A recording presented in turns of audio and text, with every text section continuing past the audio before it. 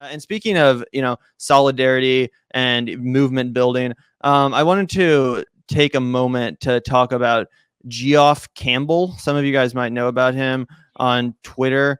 He's pretty reviled in our circles of the left. But this guy has been just absolute. I don't know how else to put it. He's been trying to sabotage the marches for Medicare for All.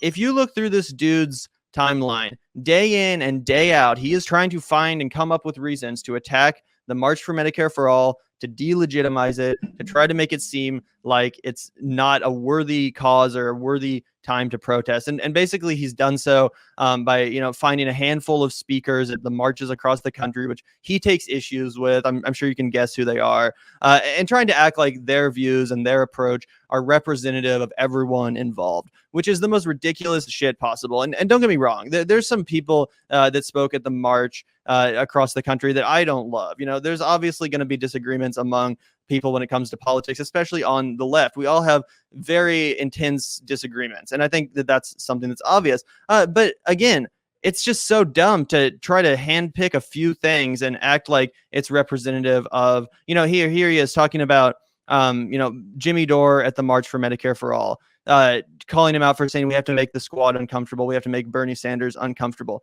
As if that's not obvious, as if this is some kind of gotcha.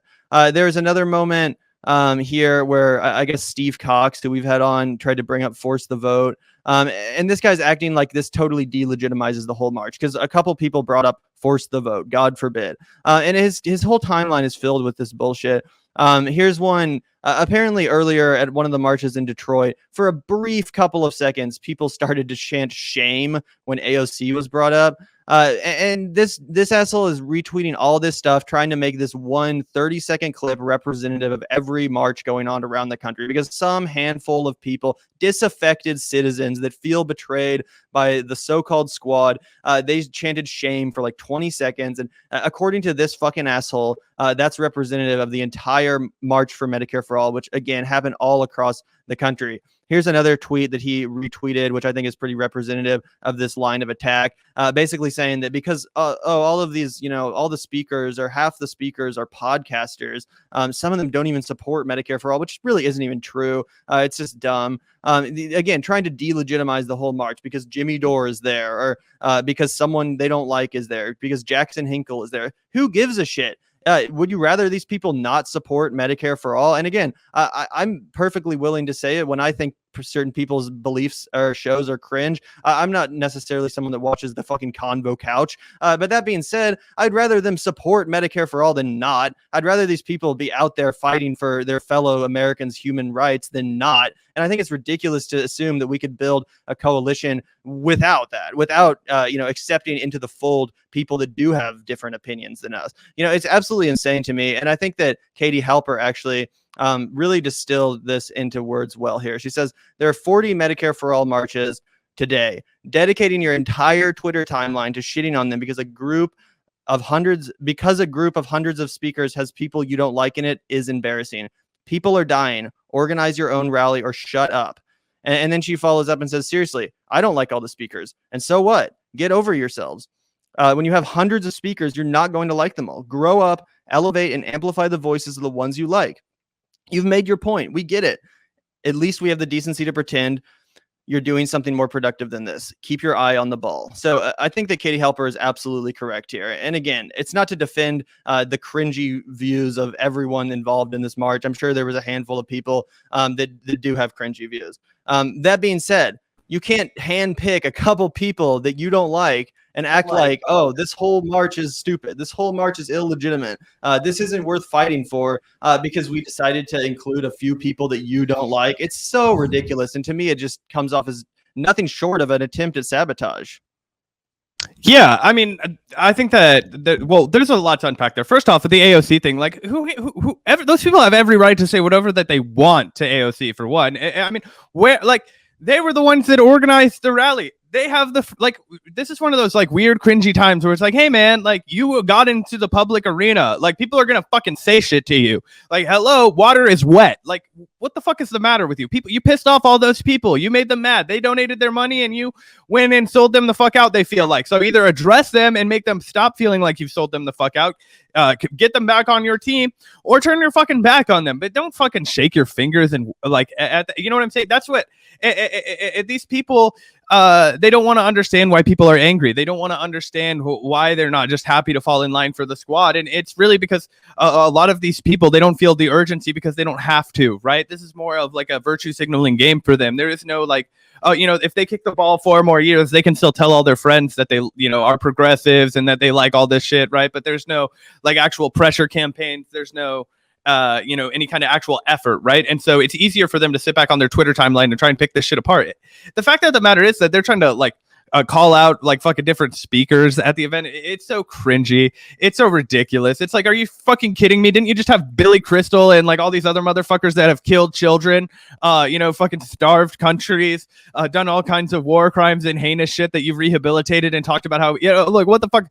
It's ridiculous. I'm supposed to fucking not talk to this guy because I got into a YouTube argument with, or not even not talk to them. I'm supposed to fucking be mad that like Jimmy Dore is out fucking making the case for more people to get Medicare for all because like I think he doesn't like me. How fucking vacuous, how fucking ego driven do you have to be to not understand that we have to put everything the fuck aside and get people healthcare? That is what the fucking goal is. Your ego doesn't fucking matter. How you feel, some people were fucking mean to you on the internet. Are you fucking kidding me?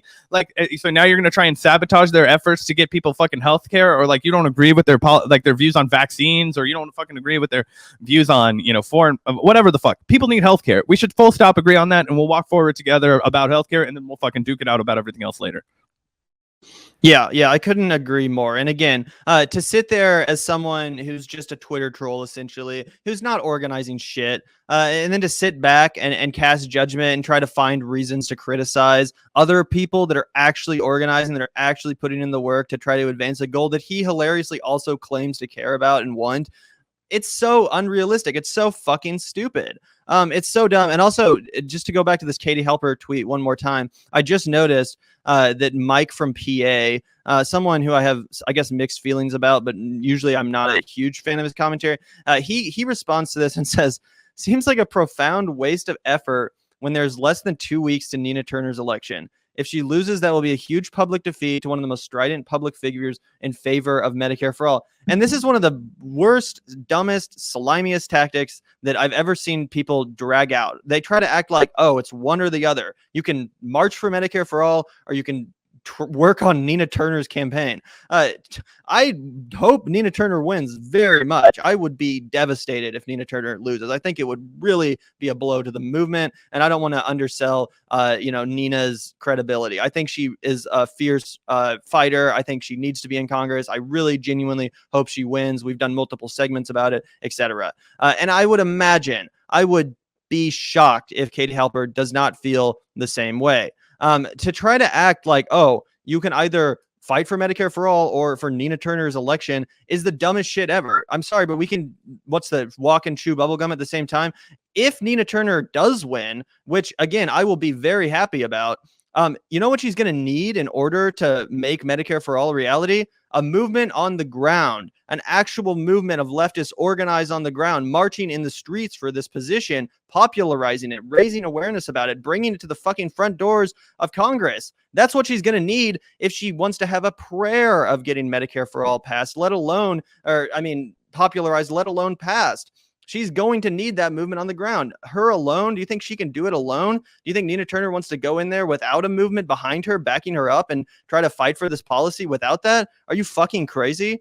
So this is just so dumb to me. And again, it just seems like people trying to find a reason to shit on this march. It's like, oh, why are you doing this instead of helping Nina Turner? What the fuck? Nina Turner's running on Medicare for all. This march is raising national awareness about one of the key policies she's running on. It's going to make more people in her district. It's going to make the fucking thing click of why they need to vote for her. So this is absolute idiocy. And I just think Katie's absolutely correct here. Again, she said There are more than 40 Medicare for All marches today. If you're dedicating your entire timeline to shitting on a small group of those speakers because you don't like it is embarrassing. It's basically counterproductive. And if you don't like the rally that's going on, organize your own, or we can assume that you're not actually interested in the goal of healthcare, universal healthcare. Yeah, well, the other thing is she should have been at the fucking march anyway if she supports March for Medicare for All. Like, what the fuck? This shouldn't be mutually exclusive. We shouldn't even be having this conversation. It's like, which is why people are skeptical about the Nina Turner campaign to begin with, right? Because it's like, if you are going to be a firebrand, if you are going to do all of those things that I have become remarkably skeptical are going to occur, even though I do think it would be a nominal win for the fucking progressive movement. Look, man, I think it's way better than her opponent getting in, Chantel Brown. Obviously, because she's just going to do the neoliberal bid in 100%. There might be like some sort of resistance from Nina Turner, but I'm really sour right now on the fact that I think that she's going to do like a shit ton to bring it in. So I think it's even more important than getting her elected. Actually, I think that planting the seeds for grassroots efforts that are independent of candidates, guys, this is so important, and I think this is one of the big things about the March for Medicare for All.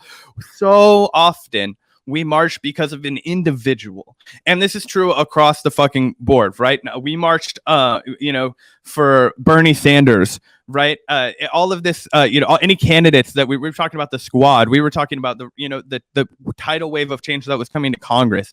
Okay. This is one of the first times where there are mass movements across the country of people organizing around a policy, around something that will meaningfully change people's lives. This is a public pressure campaign that we need to build. We always draw allusions to the civil rights campaign and talk about how we need to draw pressure. Well, guess what? They didn't have the fucking strategy, as we always note, of let's get enough people who don't support Jim Crow, into Congress, and then we'll just vote for fucking Jim Crow. No, that's not what they did, right? They said, we're gonna fuck up everything until you let us do this. And then, of course, you had the great, Martin Luther King, who, had his, peaceful ways of fucking up shit. And you had other people with their other, completely justifiable ways of fucking up shit. But it made it so impossible for Lyndon B. Johnson to continue to pretend that this was like an upstanding society that they have known to love and like pretend that America is. It was shattering his mythology. Finally had to, pass the Civil Rights Act. So, this is how it's going to get done, guys. And yeah, fuck that guy. That's that Geoff guy. I don't know. I would tell him to his face that I think the Medicare for All is way more important than getting Nina Turner in Congress. I think that's fucking obvious, and that I think he's probably a dunce. Yeah, I think that's absolutely accurate. And if his theory was right that, getting Nina Turner into Congress is a better, more expedient way to get the policy than creating a mass movement on the ground, then I think we'd already have Medicare for All, because there's already a handful of progressives that ran on the same platform. And again, I really, really want Nina Turner to win, and I will be genuinely devastated if she doesn't. I think it'll be a crushing blow for the movement. I don't want to undersell that. I do think this race is very indicative of the split in the Democratic Party, and I don't think it's meaningless. I do really think that in some ways this is the kind of race that can determine the tone moving forward for the Democratic electorate. If Nina Turner is able to vanquish Chantel Brown, then it will be a huge symbolic win for the left and for these policies. Again, overall, she has run a much more uncompromising leftist campaign than the milquetoast bullshit of her opponent. Symbolically, at least, it will be a massive, massive win. But there's no replacement for on-the-ground movement building, for actual pressure on the ground. That's what we really, truly need at the end of the day. And no matter how many people with good intentions are in Congress, it's not going to matter if that energy dries up, if that movement goes away. Again, if they don't have that public pressure reminding them what got them elected in the first place, let's be honest, they're probably going to drop the act like we've seen so far. So let's keep the pressure up. Let's keep the movement going. Let's keep people in the streets, and let's keep these marches happening. I'm serious. I'm seriously hoping that we see another round of these marches sooner rather than later. I know it's super hard work organizing, and obviously I would like to get more involved myself, but I think it's really important that these keep happening, that people keep hearing about this. The number one mentality that we have to fight, in my opinion, is this post Bernie Sanders defeatism of this is no longer realistic. After Bernie Sanders lost the Democratic Party primary, basically all of the policies he ran on died with his campaign. And that was in large part because all of his supporters in politics in Congress, they let it die. They basically conceded to the establishment and said, all right, you win, we lose. We'll pack up our bags, tuck our tail between our legs, and go home, just like they were supposed to. And we can't let that mentality infect us. We have to keep fighting. We have to be vociferous and demanding our human rights, because that's what this is. It's not like we're asking for a fucking piece of candy. Hello, Noam Chomsky. We're actually fucking talking about life and death here.